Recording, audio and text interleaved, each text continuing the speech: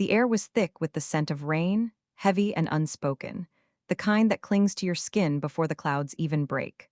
I stood on the porch of my old Victorian home, the wood creaking beneath my feet, watching the horizon swallow the last sliver of sunlight. My life had always been a tapestry of moments, some vibrant, some frayed, but none had prepared me for the storm brewing inside me. My name is Aliner, and at 72, I thought I'd seen every shade of love and loss. I was wrong. I'd been the cornerstone of my family for decades. 3 children, now grown, their own families sprawling like branches of an ancient oak. My grandchildren were my joy, especially Lucas, the youngest, with his crooked smile and eyes that held the mischief of youth. He was 25 now, no longer the boy who'd climb into my lap with sticky fingers and wild stories. Lucas was a man, carving his own path as a photographer, capturing the world's fleeting beauty through his lens. He'd always been my confidant, my light in the quiet years after my husband passed. But lately, something had shifted, a tremor beneath the surface of our bond. It began subtly, like a whisper you're not sure you heard. Lucas would visit, as he always did, bringing stories of his travels, his camera slung over his shoulder like an extension of himself. We'd sit by the fire, the crackle of logs filling the silences, and I'd listen, hanging on his every word. But there was a new weight to his presence, a gravity I couldn't name. His laughter, once boyish, now carried a depth that stirred something in me, something I didn't dare acknowledge. One autumn evening, as the leaves turned to fire outside, Lucas arrived unannounced. His knock was soft, almost hesitant, but when I opened the door, his smile lit up the dusk. "Missed you, Nan," he said, pulling me into a hug. His arms were stronger than I remembered, his scent a mix of cedar and earth. I laughed it off, blaming my racing heart on surprise. We settled into the kitchen, the heart of my home, where I poured tea, and he spread out photos from his latest trip to the mountains. His fingers brushed mine as he handed me a print, and I froze. The touch lingered, electric, and for a moment our eyes met. His searching, mine startled. I pulled away, busying myself with the kettle, but the air had changed. Something unspoken had slipped into the room, and it terrified me. The days that followed were a blur of routine, gardening, baking, the small rituals that anchored me. But Lucas's visit lingered like a shadow. I told myself it was nothing, a trick of an old woman's heart, lonely for connection. I'd loved fiercely in my life, my husband, my children, my grandchildren, but this was different. This was a pull I couldn't define, a longing that felt both familiar and forbidden. Lucas called often, his voice warm through the phone, and each conversation left me unraveling. He'd talk about his dreams, his fears, the way the world looked through his lens. I'd always been his safe harbor, the one he turned to when life felt too heavy. But now, his words carried an intimacy that made my chest ache. One night he texted me a photo, a sunset over a lake, the water shimmering like molten gold. "Wish you were here, Nan, you'd love this." I stared at the screen, my thumb hovering over the reply. I wish I were there too. I didn't send it. Instead, I set the phone down and poured myself a glass of wine, hoping it would drown the thoughts I couldn't face. The next time Lucas visited, it was a crisp November afternoon. We walked through the garden, the air sharp with the promise of winter. He wore a wool sweater, his hair tousled by the wind, and I couldn't help but notice how he'd grown into himself. Broad shoulders, a quiet confidence. We talked about everything and nothing, but there was a tension beneath our words, a current neither of us acknowledged.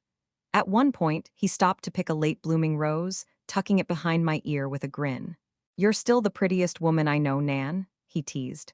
My laugh was shaky, my heart a traitor. I wanted to tell him to stop, to keep things as they'd always been, but the words wouldn't come. That night, as we sat by the fire, the room felt smaller, the air heavier. Lucas leaned forward, his elbows on his knees, and looked at me with an intensity I'd never seen. "Nan," he said, his voice low, "do you ever feel like there's something more between us?" My breath caught, the world tilting. I wanted to deny it, to laugh it off, but his eyes held mine, and I saw my own confusion mirrored there. "Lucas," I whispered, "we can't, we can't." He nodded, but the silence that followed was deafening, a chasm we couldn't cross. The confession hung between us, a truth too raw to touch. Lucas didn't push, didn't press, but his words had opened a door I couldn't close. I threw myself into distractions, family dinners, knitting, anything to keep my mind from wandering back to that night. But Lucas was everywhere. In the photos he sent, in the way my heart leapt at his texts, in the dreams that woke me in the dark, my skin flushed with guilt. Christmas brought the family together, a chaotic swirl of laughter and love. Lucas was there, of course, his camera capturing the chaos. I watched him from across the room, snapping photos of my great-grandchildren, his smile easy but guarded. When he caught my eye, there was a flicker of something, regret, maybe, or longing. I busied myself with the dishes, but later, as we cleaned up together, his hand brushed mine again. This time, he didn't pull away. "I'm sorry, Nan," he murmured. I didn't mean to make things hard. I wanted to tell him it wasn't his fault, that I felt it too, but I only nodded, my throat tight. The holidays passed, but the tension didn't. Lucas's visits became less frequent, as if he sensed the danger too. But when he did come, the air crackled. One spring evening, we found ourselves alone again, the house quiet except for the hum of the refrigerator. We sat on the porch, a bottle of wine between us, the stars sharp above. He talked about a new project, a series on human connection, and his voice was softer, more vulnerable. "I keep thinking about you," he admitted, his eyes on the horizon. "About us, it's wrong, I know, but I can't help it." My heart pounded, a mix of fear and desire. I reached for his hand, then stopped myself. "Lucas," I said, my voice breaking, "we're family, that's enough." But was it? The question haunted me. Summer arrived, heavy with heat and unspoken truths. Lucas's visits were rare now, each one a delicate dance around the thing we couldn't name. I missed him, missed the ease we'd once had, the laughter that came without effort. But I couldn't ignore the pull, the way my skin warmed when he was near. I told myself it was love, pure and simple, the love of a grandmother for her grandson. But the lie was thin, fraying with every glance. One August night, a storm rolled in, the kind that shakes the earth. Lucas showed up at my door, drenched, his camera bag slung over his shoulder. "Got caught in it," he said with a sheepish grin. I ushered him inside, handing him a towel, my hands trembling as I avoided his gaze. We sat in the living room, the rain pounding outside, and the air felt charged, like the storm had followed him in. He told me about a gallery showing his work, his voice alive with passion. I listened, my heart aching with pride and something darker. Then, without warning, he reached for my hand, his fingers warm against mine. "Nan," he said, his voice barely above a whisper, "I can't keep pretending. I feel something for you, something I shouldn't. I need to know if you feel it too." The world stopped. My mind screamed to pull away, to end this before it consumed us, but my heart wouldn't listen. I squeezed his hand, tears stinging my eyes.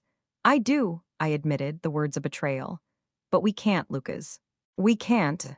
He nodded, his jaw tight, but he didn't let go.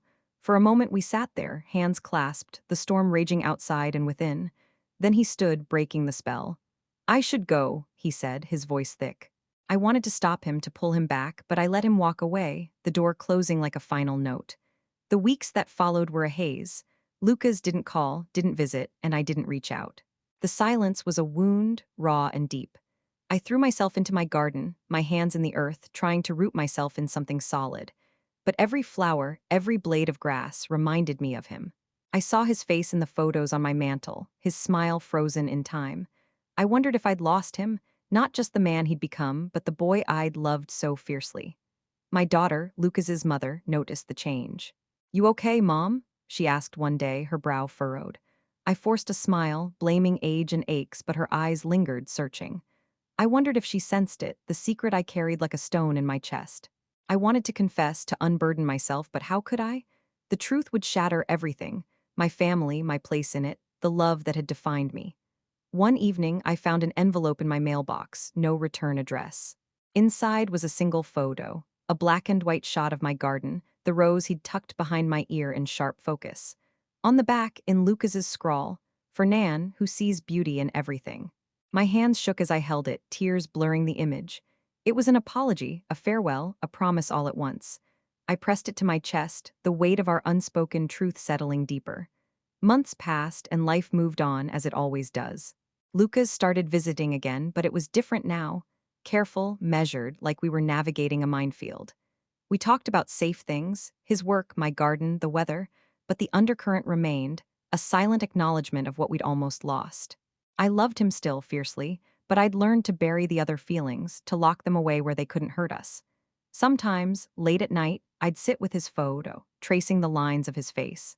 I'd think about that summer night, the storm, the moment we teetered on the edge of something dangerous. I wondered what might have been if we'd crossed that line, if we'd let ourselves fall. Would it have destroyed us, or would it have been something beautiful, something only we could understand? But I knew the answer. Some loves, no matter how real, are meant to stay unspoken.